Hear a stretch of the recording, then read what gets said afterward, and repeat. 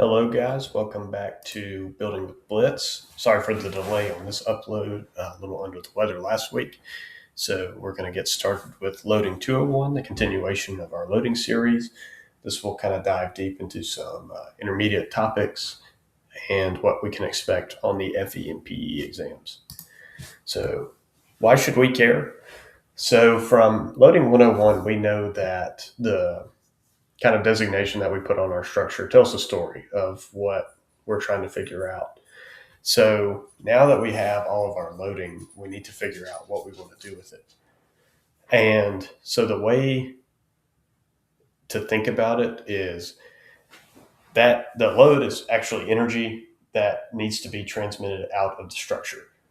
This, most of the time, is going to be into the ground or some type of energy dissipation mechanism. Most of the time, it's going to be a foundation. So you can think of it like water. It's got to go somewhere. Like when you're taking a shower, you don't want it to pool up at the bottom. You want it to go down the drain. So in a way to think about it is we're kind of sending our load down the drain. So one of the methods for loading analysis is tributary area. And this is a way to measure kind of member specific to how much load is distributed to each side or to each member. So this is an example. The sketch on the right is an example of a one-way tributary area distribution. There is two-way load distribution in certain concrete slabs and other like roofs and stuff. That's a little bit more advanced, but the easy way to do that is you have a length L, which is defined at the top, and you just divide it by two to split the area between the two members, and each load is sent, quote unquote, to the left and right, respectively. So a way to think about it is you're casting a net. So the member is casting a net onto the structure to capture all the loads that the member needs to be designed for. And that works with columns, beams, walls, shear walls. This is a very important concept. So another important concept kind of talked about with Loading 101 is live load reduction. So here on the left, ASC 722, chapter 4.7 this is the formula for the uniform live load reduction. This is based on several things, one of them being tributary area, which if you're getting more than 600 square feet of tributary area, you're going to see a pretty noticeable reduction, but kind of a rule of thumb, which on licensure examinations, you'll have to give an exact value, but for design practice, if you're right around that 600 feet mark, is when you can really start to consider live load reduction. The live load element factor is defined in table 4.7-1. This is component specific. So if you have, for example, an exterior beam with a cantilevered overhang, that is a certain live load element factor. I want to say it's 1 through 4, with 4 being like interior columns and things like that. And that's to bump up that tributary area value, because you're not going to have the odds of you having, 1,200 square feet of tributary area loaded to a full, let's say 75 pounds per square foot is low. So the way you're going to do that is take the L naught, which is the unreduced live load, plug it into this equation, and then the L is your reduced live load. So similarly with roof live loads, is the equation on the right. That's in chapter 4.8 of ASC 7. This is dependent on, these two reduction factors are dependent on the area of the element or the roof that you're trying to reduce and the slope. So an example of this would be if you have a steep slope, you're not going to have as much live load on it because not many things can be hanging out there. So the higher your slope, the lower in value that R2 number becomes. So I want to say it can get as low as zero point 0.4. So 40% reduction in your live load is pretty substantial. And that's just for one value. So the R1, if you have a steep roof with a lot of area, you're not going to have a lot of live load on there. So this is an interesting point at the bottom bullet. Occupiable roofs follow 4.7 reduction criteria. So think of it like a rooftop bar or a rooftop garden or something like that, where people can go and occupy that space. You're not going to use the live load reduction for roofs. You're going to use the uniform live load reduction. So that is a kind of a caveat, I guess, for licensure exams. If you say a question could be, hey, what's the roof live load reduction for a designated rooftop bar with 50 pounds per square foot loading? You're not going to use the roof live load reduction formula. You're going to use that uniform live load. So now we get into load combinations. There's two primary load combination kind of sets with LRFD. This is load resistance factor design, or strength design is called out most of the time in you'll see that problem set and actually in the code it's called strength design. And then you have allowable stress design, or ASD. So I will say LRFD is kind of the primary thing or combination set that you're going to be using.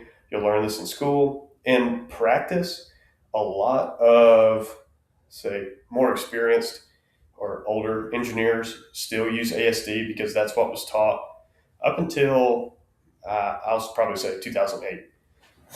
ASD was kind of the leader in what was taught in combinations, but LRFD I think is much better. The kind of red outline number 2 is the bread and butter. That's 1.2 dead times plus 1.6 live. That is going to be, you're going to use that a lot in practice and in licensure exam preparation and coursework. That 1.2 dead, 1.6 live, just go ahead and remember that because you're going to be seeing it a lot. And so what each of these terms kind of mean: D is representative of dead load, live is L, the LR is live roof load, S is snow, R is rain, W is wind, and then the E is earthquake. And once you get down to LRFD combination 6 and 7, the reason the dead load is going to be reduced is due to the fact that during these, if wind or earthquake loading is leading, your structure is already statistically not going to have as much dead or live load in it anyways, because a disaster is occurring per se. So that loading is going to be reduced. ASD is kind of based on seemingly arbitrary factors. So a lot of like steel design, you'll get an ASD factor. You'll get the design stress or the design capacity, and then you'll either divide by 2, divide by 1.67, or 1.5. With LRFD, it's based on statistical probabilities and factors that have scientific basis behind it. So for some factors could be you're taking 0.75 of the design strength, 0.9, 0.8. I know you use 0.8, for example, for shear design for steel. So it's a little bit more accurate, I guess, of what the member and the structure can experience than just dividing by, 1.67, or let's divide by 2. Like, that's seemingly very random. So for the FE exam, you can expect to see a few questions on these topics. The good thing about the FE exam is you're limited to reference material that is the handbook. So you're not having to dive into international building codes. You're not having to dive into ACI 318 or the wood design specification or anything like that. The questions they ask can be interpreted exactly from the handbook. And I think this is an interesting point, and I will make a video dissecting each component of the FE exam handbook later, because that is a very important resource for preparation and while you're taking the exam. So you're not sitting there spinning your gears when something is readily available within the handbook. So overall, I would expect to see a few questions on this topic, not a crazy amount compared to like the structural exam, which we're about to dive into. So the exam specification calls out, you're going to see 12 to 18 questions just on this loading. And like I was saying, with the FE exam, you're limited to the handbook. With the PE civil structural exam, you have the PE exam handbook, you have the International Building Code, the Steel Design Code, the Concrete Design Code, and ASCE 7. And a couple of others, or ASHTO, but you're not going to see much on ASHTO. So this can open up to code interpretation problems with loading. So similar to what I was saying about the live roof loading, an example of kind of a gotcha is one, the partition loading, because partition loading is a live load, but it cannot be reduced. That was talked about in episode 1, or loading 101, episode 2. And then, so an expanded question is, this is just an example, is what is the live load reduction for an occupiable roof loading of more than 100 pounds per square foot? So what's the gotcha? You have to know in the code that because it's an occupiable roof, it does not follow roof live load reduction, it follows uniform live load reduction. And in chapter 4.7.3, you cannot reduce, quote, heavy live loads, which is considered to be more than 100 pounds per square foot. So the answer is you cannot reduce. So even if it's asking you, what is that reduction? You cannot do that and still have a code compliant design. So this is kind of a quick episode just to go over some overview. I think these problems are going to require some examples, which I will be posting. But for the next kind of overview episode, we're going to go into loading 301. This will be wind and seismic loading.